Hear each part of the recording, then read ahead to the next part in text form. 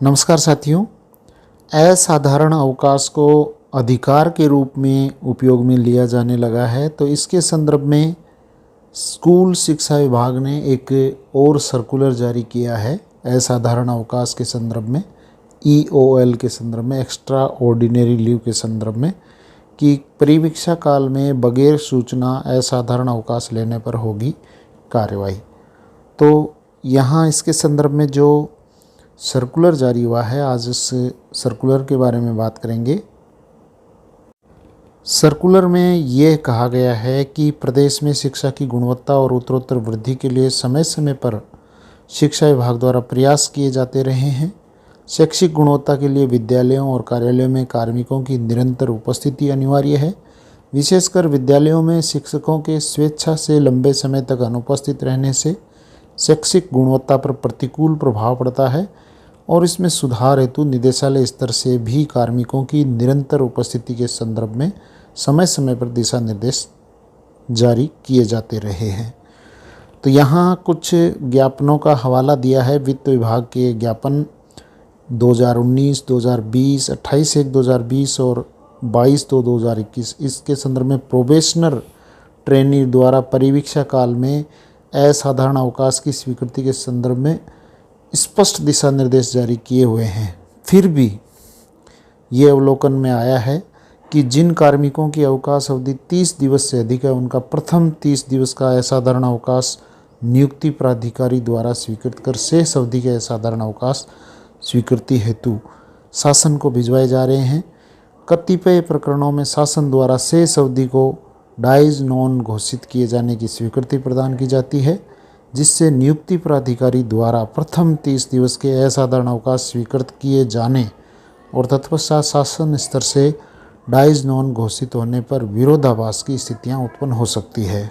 तो इसके संदर्भ में स्कूल शिक्षा विभाग ने जो नए निर्देश जारी किए हैं, वो यहाँ पहला जो निर्देश है वो ये है कि यदि कोई कार्मिक स्वेच्छा से बिना पूर्व अनुमति स्वीकृति के अनुपस्थित रहता है, तो उसकी सूचना अविलंब संबंधित आहरण वितरण अधिकारी द्वारा नियुक्ति अधिकारी या सक्षम अधिकारी को दी जाए और नियुक्ति अधिकारी द्वारा स्वेच्छा से बिना पूर्व अनुमति स्वीकृति के अनुपस्थित कार्मिक के विरुद्ध राजस्थान सेवा नियम 1951 के नियम 86 और राजस्थान सिविल सेवा वर्गीकरण नियंत्रण और अपील नियम 1958 के नियम 16 और 17 में तुरंत कार्यवाही संपादित की जाए।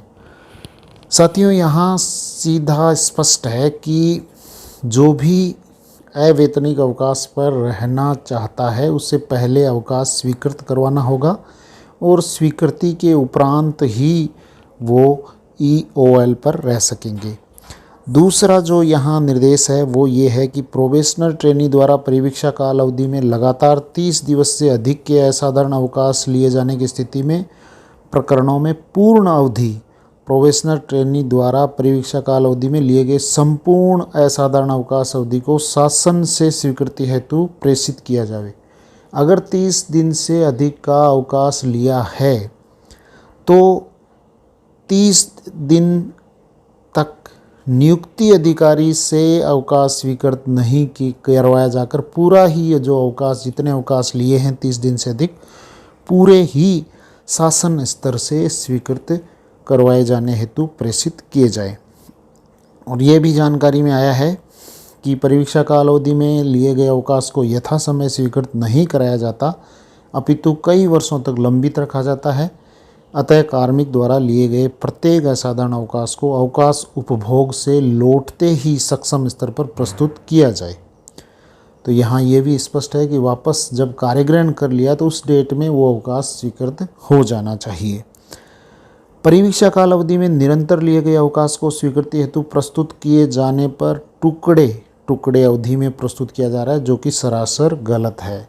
कार्मिक द्वारा निरंतर अवधि में लिए गए असाधारण अवकाश को एक साथ ही स्वीकृति हेतु प्रस्तुत किया जाए। और इसमें भी ये है कि 30 दिन से कम है तो उसको नियुक्ति अधिकारी के पास भेजा जाए और 30 दिन से अधिक अगर अवधि है तो उसको शासन स्तर पर स्वीकृति के लिए भेजा जाए। प्राय ये देखा गया है कि मेडिकल बोर्ड से बचने हेतु कार्मिकों द्वारा टुकड़ों में 1 दिवस कार्य ग्रहण करके अवकाश लिया जाता है, जो अस्वीकार्य है। साथ ही लंबी अवधि के चिकित्सकीय आधारित प्रकरणों में नियमानुसार सक्षम अधिकारी द्वारा जारी चिकित्सा प्रमाण पत्रों को ही स्वीकार किया जाए, बिना सक्षम प्राधिकारी के स्तर से जारी प्रमाण पत्रों पर विचार नहीं किया जाए। ये भी देखा गया है कि ग्रीष्मावकाश, शीतकालीन या मध्यावधि अवकाश से पूर्व 1 दिवस के लिए मात्र अपनी परिवीक्षा काल अवधि पूर्ण किए जाने हेतु कार्य ग्रहण कर पुनः अवकाश समाप्ति पर असाधारण अवकाश पर चले जाते हैं, जो कतई स्वीकार योग्य नहीं है। कई साथी ऐसा करते हैं, जैसे छुट्टियां होने जा रही है, मध्यावधि अवकाश हो रहे हैं, तो 1 दिन पहले कार्य ग्रहण कर लिया ताकि वो छुट्टियां नहीं लगे। तो ये कतई स्वीकार योग्य नहीं है। यहाँ ये पॉइंट दे के मेंशन किया है, नियुक्ति प्राधिकारियों द्वारा अपनी सक्षम प्राधिकारिता से अधिक अवकाश की पूर्वानुमति प्रदान नहीं की जाए।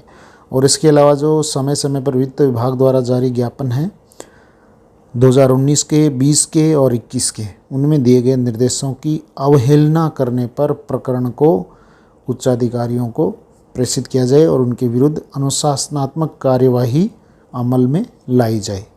तो ये था EOL के संदर्भ में नए निर्देश जो शिक्षा विभाग ने जारी किए हैं, स्कूल शिक्षा विभाग ने।